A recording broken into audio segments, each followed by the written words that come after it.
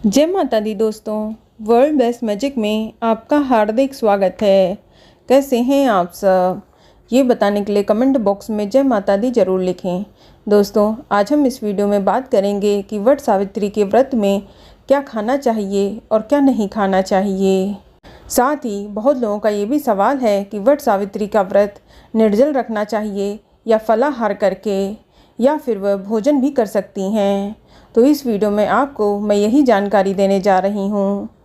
तो आपको बता दूँ कि व्रत कोई भी हो, सब में खान पान का नियम अलग अलग होता है। ऐसे ही वट सावित्री व्रत भी हर जगह हर राज्य में अलग अलग तरीक़ों से रखा जाता है।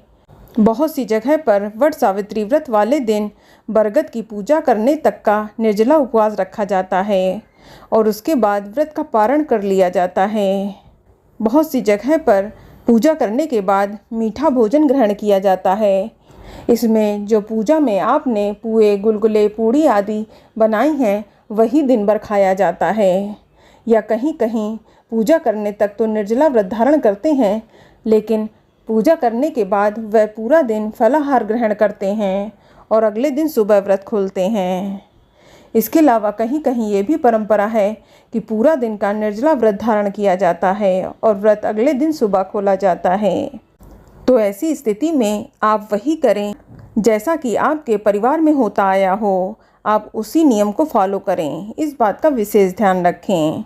और रही बात कि वट सावित्री के व्रत में क्या क्या खाया जा सकता है, तो आपको बता दूं कि इस व्रत में पूजा में जिन जिन चीज़ों का इस्तेमाल किया जाता है या पूजा में जो जो चीज़ चढ़ाई जाती हैं, वही चीज़ें पूजा के बाद खाई भी जाती हैं।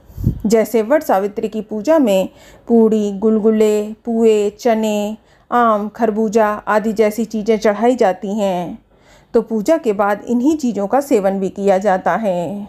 दोस्तों, वट सावित्री व्रत का पारण आप चने से ही करें। इस बात का विशेष ध्यान रखें, क्योंकि बिना चने निगले हुए वट सावित्री के व्रत का पूर्ण लाभ आपको प्राप्त नहीं होता है और आपका व्रत सफल नहीं होता है।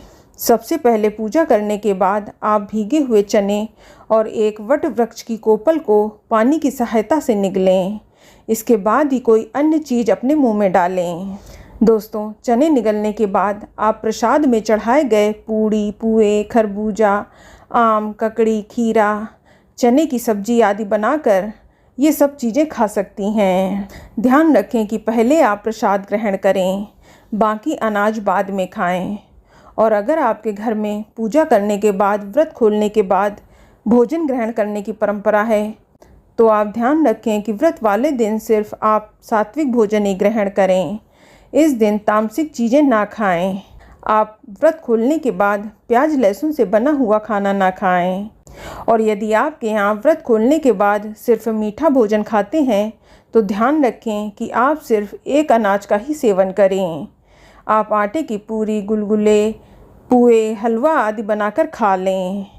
और आप इस दिन नमक का सेवन भूलकर भी ना करें। और यदि आपके यहाँ पूजा करने के बाद फलाहारी व्रत धारण करते हैं और अगले दिन सुबह व्रत खोला जाता है, तो ऐसे में आप पूजा करने के बाद पानी, चाय, जूस, दूध, ड्राई फ्रूट्स या कोई भी मौसमी फल, दही, छाछ, नारियल पानी या कोई भी फलाहारी भोजन भी खा सकती हैं और अगले दिन चने व कोपल निगल कर व्रत खोल सकती हैं। तो जिस तरह से भी आपके यहाँ व्रत रखा जाता है, आप उसी नियम को फॉलो करें। चलिए अब जानते हैं कि वट सावित्री के व्रत में क्या नहीं खाना चाहिए। तो आपको बता दूं कि वट सावित्री व्रत के दौरान आप प्याज लहसुन का सेवन भूलकर भी ना करें। इसके अलावा इस दिन गलती से मांस, मछली, अंडा आदि का सेवन भी नहीं होना चाहिए और हो सके तो इस दिन नमक का सेवन भी ना करें।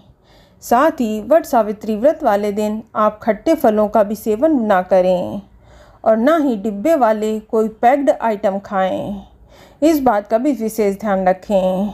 तो दोस्तों, आप वट सावित्री व्रत में अपने खान पान का पूरा ध्यान रखें ताकि आपको व्रत का पूरा फल मिल सके। तो दोस्तों, ये जानकारी आपको अच्छी लगी तो कमेंट में जय माता दी ज़रूर लिखें। और अगर आपका कोई सवाल है तो उसे कमेंट बॉक्स में अवश्य पूछ लें। और इस वीडियो को लाइक करें, शेयर करें और साथ ही साथ चैनल को सब्सक्राइब करें। धन्यवाद।